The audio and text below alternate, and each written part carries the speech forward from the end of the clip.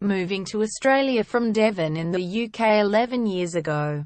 The couple weren't terribly taken with the traditional Australian architecture.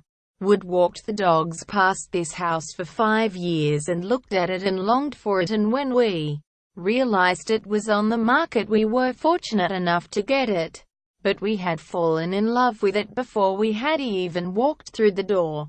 Quote, Mrs. Chave says, "It's unique and we hadn't really seen anything like this in Stirling or Aldgate, so that really attracted us. We had teenage daughters living with us at the time and it had a fantastic family-friendly floor plan and it's set on the most beautiful grounds with the most beautifully laid out gardens and a creek at the bottom. It just offers a lovely sense of space and beautiful finishes. The home has 4 bedrooms. The master on the upper level with a walk-in robe and French doors that open out to a balcony.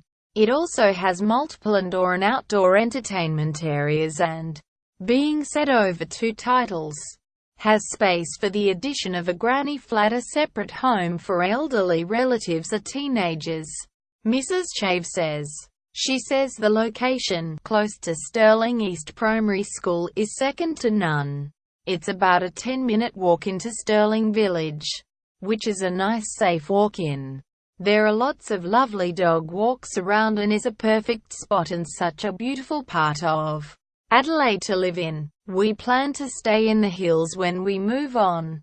Quote, Mrs. Chave says, Barry works in the city and it's about 15 minutes down the hill and he always says as soon as you reach the Stirling exit you just switch off and you're just overcome with a feeling of calm and you just leave the busyness of the city behind you. Formerly farmers back in the UK, the couple are now selling to build a new home in a similar style to their Kanyaka Rd home on acreage with room for livestock.